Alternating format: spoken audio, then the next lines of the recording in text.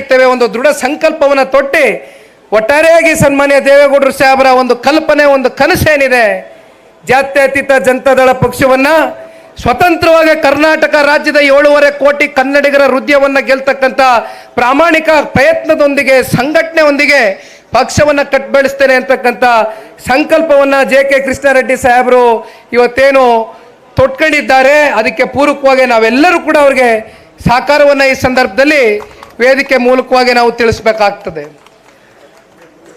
ವೇದಿಕೆ ಮೇಲೆ ಬಹಳಷ್ಟು ಜನ ಅನೇಕ ಬಾರಿ ಶಾಸಕರಾಗಿ ಆಯ್ಕೆಯಾಗಿ ಹಲವಾರು ಬಾರಿ ವಿಧಾನಸಭೆಗೆ ಹೋಗಿರ್ತಕ್ಕಂಥ ಹಿರಿಯಕರು ಇವತ್ತು ವೇದಿಕೆ ಮೇಲಿದ್ದಾರೆ.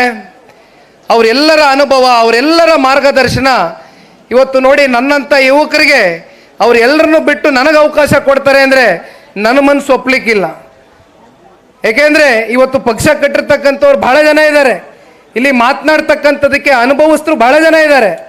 ಆದರೂ ಕೂಡ ಇವತ್ತು ಅವರೆಲ್ಲರೂ ನನಗೆ ಆಶೀರ್ವಾದ ಮಾಡಿದ್ದಾರೆ. ಬಹುಶಃ ಇದನ್ನು ಯಾಕೆ ಹೇಳಬೇಕು ಅಂದರೆ ನಾನು ಮುಂದೆ ಹೋಗ್ತಾ ನನ್ನ ಭಾಷಣದಲ್ಲಿ ಹೇಳ್ತೇನೆ. ಆದರೆ ತುಂಬ ಹೃದಯದಿಂದ ನನ್ನನ್ನು ಪ್ರೀತಿಸ್ತಾರೆ, ತುಂಬ ಹೃದಯದಿಂದ ಸ್ವೀಕಾರ ಮಾಡ್ತಾರೆ. ಎಲ್ಲ ಅವರ ಮನೆ ಮಗನೋ ಅಣ್ಣನೋ ತಮ್ಮನೋ ಅಂತಕ್ಕಂಥ ಒಂದು ಭಾವನೆಯನ್ನು ನನ್ನ ಕಿರಿಯ ಶಾಸಕ ಮಿತ್ರರು, ಇಲ್ಲಿ ಹರೀಶ್ ಗೌಡರು ಬಲಭಾಗದಲ್ಲಿ, ಇಲ್ಲಿ ಶರಣ್ ಗೌಡರು, ನೇಮಿರಾಜ್ ನಾಯಕ್ ಅವರು, ಮಂಜಣ್ಣ ಅವರು, ಸ್ವರೂಪಣ್ಣ ಅವರು, ಈ ರೀತಿ ಅನೇಕ ಜನ ನಮ್ಮ ಮಹಿಳಾ ಶಾಸಕಿಯಾಗಿರ್ತಕ್ಕಂಥ ಅತ್ಯಂತ ಪ್ರಾಮಾಣಿಕರಲ್ಲಿ ಒಬ್ಬರು. ಅವರ ಹುಟ್ಟುಹಬ್ಬದ ದಿನ ಇವತ್ತು. ಅವರೆಲ್ಲರಿಗೂ ಕೂಡ ನಾನು ಈ ಸಂದರ್ಭದಲ್ಲಿ ಶಾರದಮ್ಮನವ್ರಿಗೆ ನಾವೆಲ್ಲರೂ ಕೂಡ ಹುಟ್ಟುಹಬ್ಬದ ದಿನ ಅವ್ರಿಗೆ ಶುಭವನ್ನು ಕೋರ್ಲಿಕ್ಕೆ ಬಯಸ್ತೇವೆ.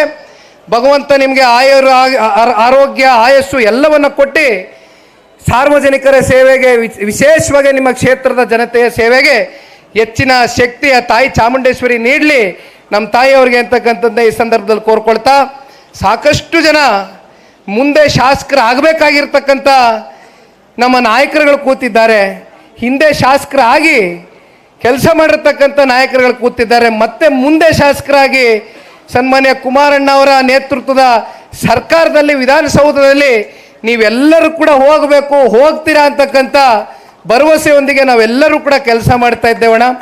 ದಯಮಾಡಿ ಬಹಳ ಜನ ಕೂತಿದ್ದೀರಿ.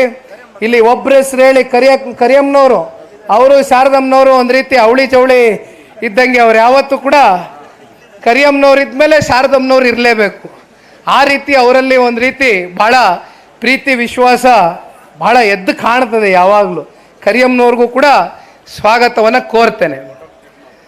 ಇದಕ್ಕಿಂತ ಬಹಳ ಮುಖ್ಯವಾಗಿ ವೇದಿಕೆ ಮುಂಭಾಗದಲ್ಲಿ ರಾಜ್ಯ JDSನ JP ಭವನದ ಪಕ್ಷದ ಕಚೇರಿಯಲ್ಲಿ ಇವತ್ತು ಅಪಾರ ಸಂಖ್ಯೆಯಲ್ಲಿ ಇಡೀ ರಾಜ್ಯಾದ್ಯಂತ ನೀವು ಕಟ್ಟಿರ್ತಕ್ಕಂಥ ಪಕ್ಷ, ನಿಮ್ಮ ಹೃದಯದಲ್ಲಿ ಇರ್ತಕ್ಕಂಥ ಒಂದು ಅಭಿಮಾನವನ್ನು ಇವತ್ತಿನ ದಿನ ಒಂದು ವಿಶೇಷವಾದಂಥ ಒಂದು ದಿನ, ಐತಿಹಾಸಿಕವಾದಂಥ ಒಂದು ಕ್ಷಣ. ನಮ್ಮೆಲ್ಲರಲ್ಲೂ ಕೂಡ ಬಹುಶಃ ಆ ಏವಿನಲ್ಲಿ ಬಂದಂಥ ದೃಶ್ಯಾವಳಿಗಳನ್ನ ನೋಡಿದಾಗ ಸನ್ಮಾನ್ಯ ಕುಮಾರಣ್ಣ ಅವರ ಕಣ್ಣಲ್ಲಿ ನಾವು ಆ ನೀರನ್ನು ನೋಡಿದ್ವು.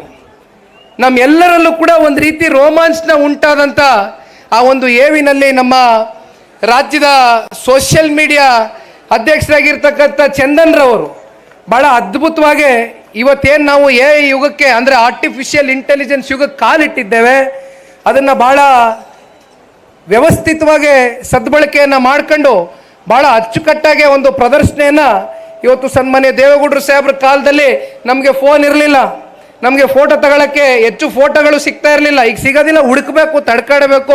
ನಮ್ಮ ಬಾಬಣ್ಣವ್ರು ನನ್ನ ಪಕ್ಕದಲ್ಲಿ ಕೂತಾಗ ಸನ್ಮಾನ್ಯ ದೇವೇಗೌಡರು ಸಾಹೇಬ್ರದ್ದು ಹಳೇ ಫೋಟೋಗಳು ತೋರಿಸ್ತಾ ಇದ್ರು. ಇದೇನು ಬಾಬಣ್ಣ ನನಗೆ ಇವಾಗ ತೋರಿಸ್ತಿಯಲ್ಲ, ನಮ್ಮ ಹುಡುಗನ ಕೊಡೋದು ಬೇಡವಾ, ಇನ್ನೊಂದು 4 ಫೋಟೋ ಹೆಚ್ಚಿಗೆ ತೋರಿಸ್ಬೋದಾಗಿತ್ತು ಜನಕ್ಕೆ ಅಂತ ಹೇಳ್ತಾ ಇದ್ದೆ. ಅಂಥ ಯುಗದಲ್ಲಿದ್ದೇವೆ.